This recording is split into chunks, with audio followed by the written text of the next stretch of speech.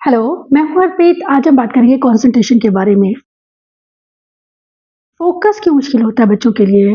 अगर आपका बच्चा एडीएचडी है, एएसडी है या उसे लर्निंग डिसऑर्डर है, उन बच्चों के लिए कहीं भी फोकस करना काफ़ी मुश्किल हो सकता है, जिस वजह से बच्चे होमवर्क टाइम पर कंप्लीट नहीं करते हैं, किसी काम में वो मन नहीं लगा पाते हैं, लगातार एक्टिविटीज़ को चेंज करते रहते हैं और किसी भी चीज़ पर फोकस नहीं कर पाते हैं। हम उनसे क्या बात कर रहे हैं, कई बार वो इस चीज़ में भी ध्यान नहीं देते हैं और कहीं न कहीं वो अपनी ही दुनिया में रहते हैं।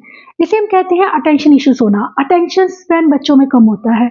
जिन बच्चों को ऑटिज़्म, एसपीडी, एडीएचडी या फिर लर्निंग डिसऑर्डर्स हैं, क्योंकि कहीं न कहीं इनका संबंध, इन सभी चीज़ों का रिलेशन हमारे अटेंशन से है और अटेंशन बच्चों में कम होने की वजह से बच्चे अपने काम टाइम पर नहीं कर पाते हैं, जिस वजह से उनका एकेडमिक परफॉर्मेंस, उनकी डे टू डे लाइफ भी अफेक्ट होती है। ऐसे में बहुत ज़रूरी है हमें बच्चों को फोकस करना सिखाना और फोकस करने के लिए बहुत ज़रूरी है कि बच्चों का ध्यान कहीं ऐसी दिशा में डायरेक्ट करना जिससे कि बच्चे करना चाहें।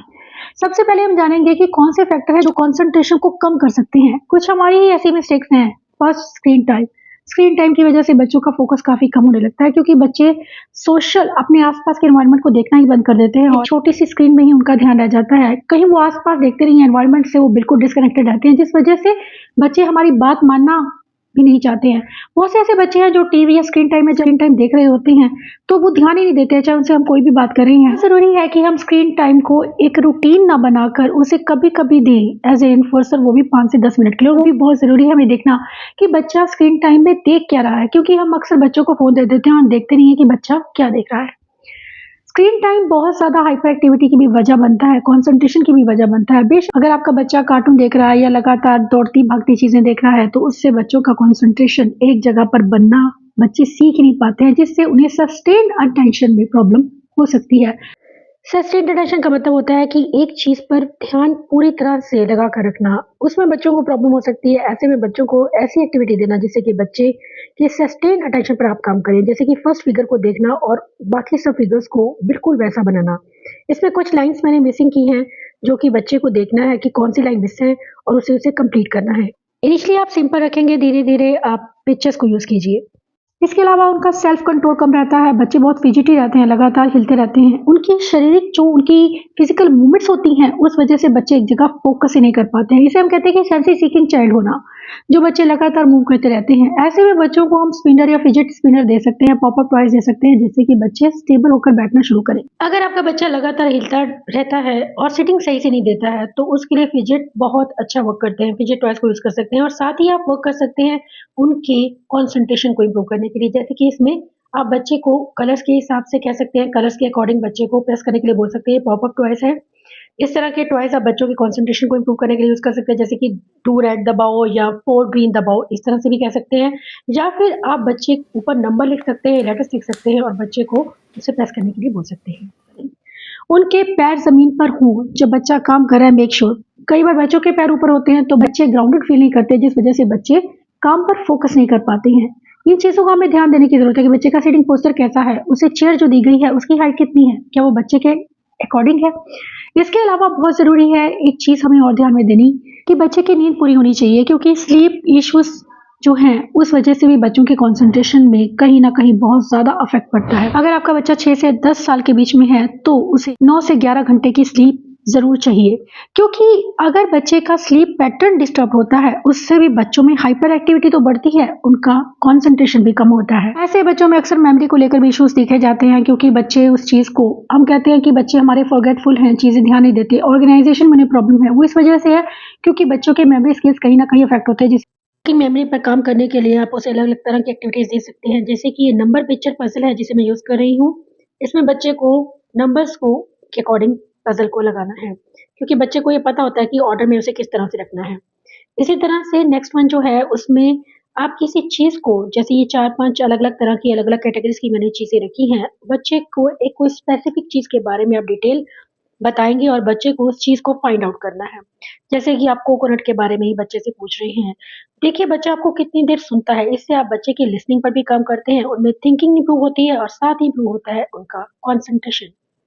वर्किंग मेमोरी, कंसंट्रेशन दोनों ही हमारे कॉग्निटिव स्किल्स को इंडिकेट करते हैं। अगर इनमें प्रॉब्लम है तो कहीं न कहीं हमारे कॉग्निशन, हमारे बच्चे के कॉग्निशन पर भी ज़रूर फ़र्क पड़ता है और बहुत ज़रूरी है हमें उन डिफ़िकल्टीज़ को समझना और उन पर काम करना। इस टॉय को आप यूज़ कर सकते हैं, ये पज़ल के साथ आता है और ये आपको किसी भी टॉय शॉप पे मिल जाएगा जिसमें कि आप बच्चे की रीज़निंग, उसकी थिंकिंग पर काम करते हैं, साथ ही कंसंट्रेशन को इम्प्रूव करते हैं। इसमें 2 वर्ड्स को 2 चीज़ों को जोड़कर उसे वर्ड बनाना है। ये एक बहुत अच्छी एक्टिविटी है बच्चों के कंसंट्रेशन में काम करने के लिए। इसके साथ ही आप मैथ्स के नंबर्स को भी यूज़ कर सकते हैं, जिससे बच्चों में कंसंट्रेशन इम्प्रूव होता है। इसके अलावा बहुत ज़रूरी है कि हम उन्हें ऐसी कमांड दें, ऐसी चीज़ें दें उन्हें करने के लिए जिससे कि उनकी कॉग्निटिव फ्लेक्सिबिलिटी उनमें आए। नेक्स्ट वन है बहुत ही सिंपल एक्टिविटी है, ये पैटर्न आप ड्रॉ कर सकते हैं, आपको वर्कशीट के रूप में भी मिलेगा। इसमें सिर्फ बच्चे को आपको ऊपर से नीचे लेकर आना है इस तरह से, जैसे मैं कर रही हूँ।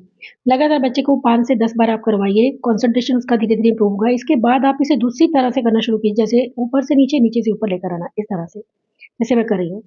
इस तरह से आप बार-बार रेपिटेशन करवाते हैं 10 बार कम से कम, तो इससे भी कंसंट्रेशन आप देखेंगे बच्चे का इम्प्रूव होगा। सेकंड वन जो है वो है कि बच्चे को डिटेल्स बच्चे अक्सर मिस कर देते हैं पिक्चर्स में। इन डिटेल्स को फाइंड आउट करना और उसे सही जगह पर रखना, ये एक बहुत अच्छी एक्टिविटी है।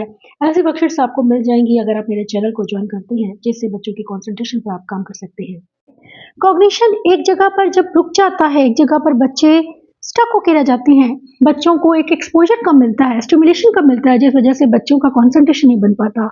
ऐसे में उन्हें थिंकिंग आउटसाइड द बॉक्स जिसे हम कहते हैं कि कुछ हटकर सोचना, कुछ अलग सोचना, कुछ क्रिएटिव सोचना, वो चीज़ें हम जैसे बच्चे को ब्लॉक्स दे दिए, उसे कुछ ना कुछ बनाने के लिए बोल दिया।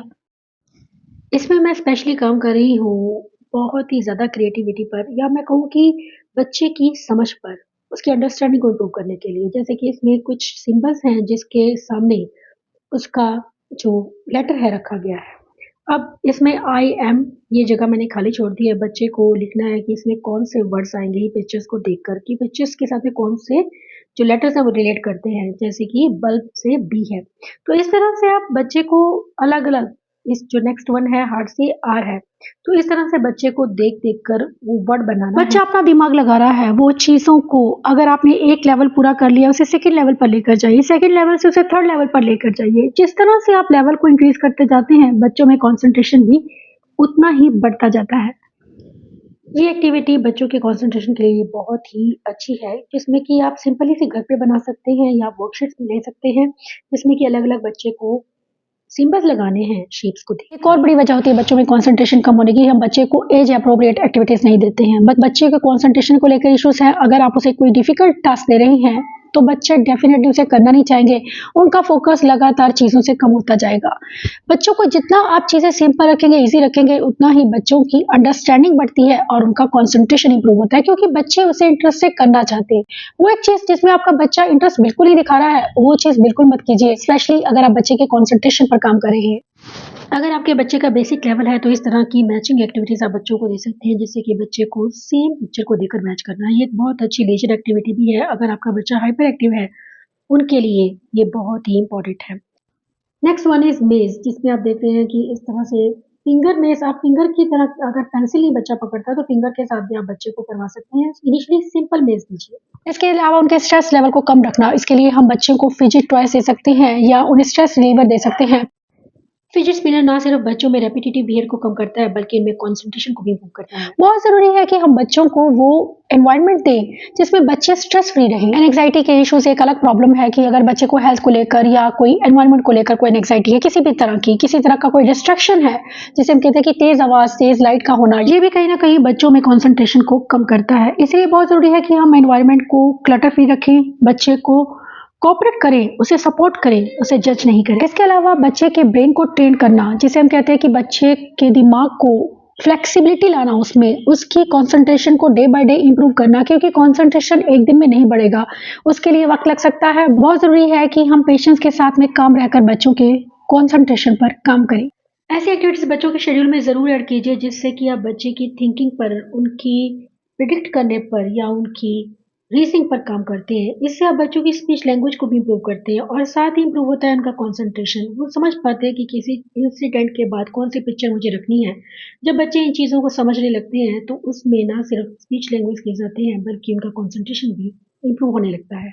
इसके अलावा उन्हें ऐसी कमांड देना जो बहुत ज़्यादा मुश्किल नहीं है उसे फॉलो करनी, क्योंकि कई बार हम इतनी मुश्किल कमांड दे देते हैं जिससे बच्चे फोकस ही नहीं कर पाते हैं। मेक श्योर कि आपके बच्चे का कंसंट्रेशन या अटेंशन स्पैन इतना हो कि बच्चा आपकी बात पर फोकस कर पाए, आपकी बात को समझ पाए।